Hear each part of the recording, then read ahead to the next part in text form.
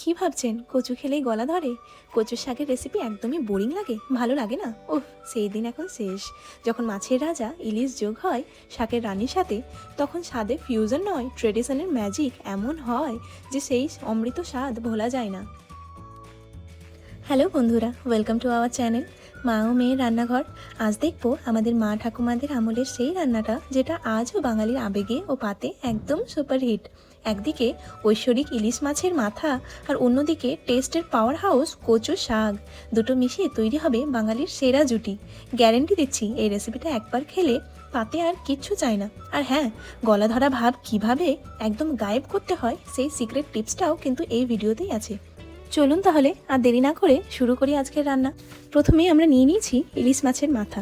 মা এখানে একটা গোটা ইলিশ মাছের মাথা ব্যবহার করছেন, আর তার সঙ্গে লাগছে কচুর পাতা ও কচুর ডাঁটা।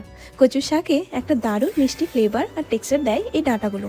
এবার এই ডাঁটাগুলোর ভেতরের নরম অংশটা বার করতে হবে।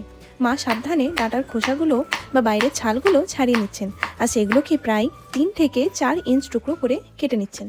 এরপর পাতার যে মোটা শিরা বা ভেন্সগুলো থাকে সেগুলো এইভাবে ছিঁড়ে বাদ দিয়ে পাতাগুলোকেও ছোট ছোট করে কেটে নিতে হবে।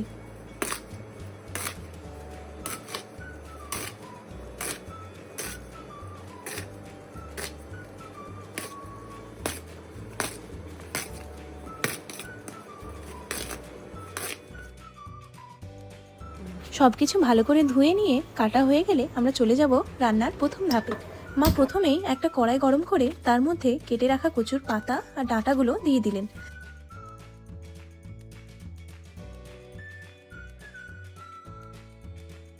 তারপর তাতে 1 চা চামচ নুন আর প্রায় 1 কাপ জল দিয়ে এবার কড়াইটা ঢেকে একদম অল্প আঁচে সেদ্ধ হতে দিতে হবে। এটা নরম হতে কিন্তু একটু সময় নেবে। ইতিমধ্যেই মা ইলিশ মাছের মাথাটা নিয়ে তাতে 1/2 চামচ নুন এবং 1/2 চামচ হলুদ গুঁড়ো দিয়ে খুব ভালো করে মেখে নিলেন।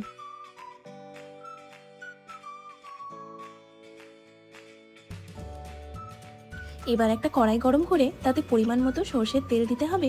তেলটা যেন একদম ধোঁয়া ওঠার মতো গরম হয়ে যায়। তেল গরম হলে মাছের মাথাটা সাবধানে কড়াইয়ে ছেড়ে দিতে হবে। মাথাটাকে একদম সোনালি বাদামি আর মুচমুচে করে ভেজে নিতে হবে।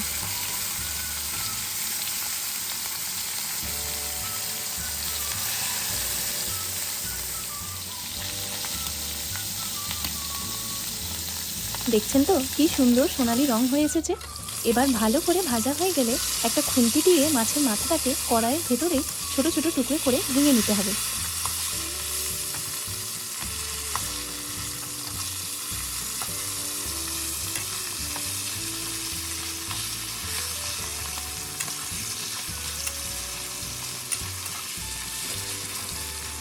ভেঙে নেওয়া মাছের টুকরোগুলোকে এবার আলাদা করে রেখে দেওয়া হলো। এটা আমরা একদম শেষে ব্যবহার করব। এরপর আমরা আবারও চলে আসছি কচুর শাক ও ডাঁটার দিকে। কচুর শাক রান্না করতে গেলে একটা টিপস কিন্তু মাথায় রাখতেই হবে, আর সেটা হলো কচুর গলা ধরা ভাবটা পুরোপুরি দূর করা। শাক ও ডাঁটাটা প্রায় সেদ্ধ হয়ে এলে তাতে মিশিয়ে দিন 1 থেকে 2টো লেবুর রস। এই লেবুর রসটাই কিন্তু গলা ধরা ভাবটা পুরোপুরি কাটিয়ে দেবে।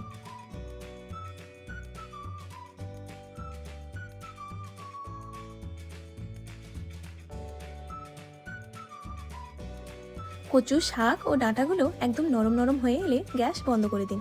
এরপর একটা ছাঁকনিতে ঢেলে খুব ভালো করে টিপে টিপে সব অতিরিক্ত জল বের করে নিতে হবে। এটা কিন্তু খুবই ইম্পর্ট্যান্ট একটা স্টেপ, না হলে শাকটা একদম নরম আর কাদা কাদা হয়ে যাবে।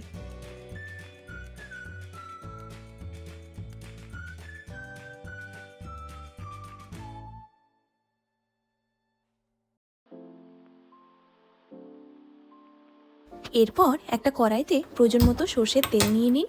তেল গরম হয়ে এলে তাতে 2টো তেজপাতা, 2 থেকে 3টি এলাচ, 4 থেকে 5টা লবঙ্গ আর 1 ইঞ্চি দারচিনি দিয়ে দিন। ফোড়নগুলো থেকে সুন্দর মিষ্টি গন্ধ বেরোনো শুরু করলে তাতে দিয়ে দিন 8 থেকে 10টি কাঁচা লঙ্কা কুচি। ঝালটা আপনারা নিজেদের স্বাদ মতো কম বেশি করতে পারেন। একটা গোটা রসুন কুচি আর 3 থেকে 4টে মাঝারি সাইজের পেঁয়াজ কুচি। পেঁয়াজগুলো থেকে হালকা সুগন্ধ বেরোনো পর্যন্ত খুব ভালোভাবে নেড়ে চেড়ে ভাজতে হবে। পেঁয়াজটা হালকা ভাজা হয়ে গেলে একে একে মশলাগুলো যোগ করে দিন। 1 চা চামচ আদা রসুন বাটা,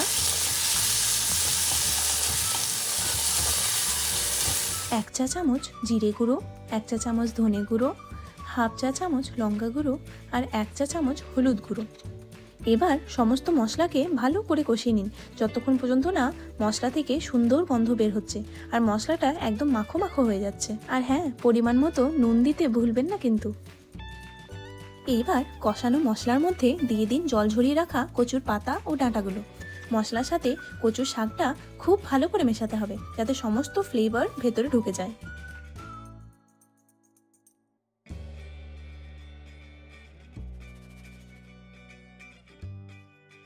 এবার সময় হয়ে এসেছে আজকের রান্নার আসল ফ্লেভারটা যোগ করার। ভেঙে রাখা ইলিশ মাছের মাথা, মাছের মাথাটা দিয়ে আবারও খুব ভালোভাবে নেড়ে চেড়ে মিশিয়ে দিতে হবে। এমনভাবে মেশাতে হবে যাতে কচুর শাক আর ইলিশের মাথা একদম এক হয়ে যায়।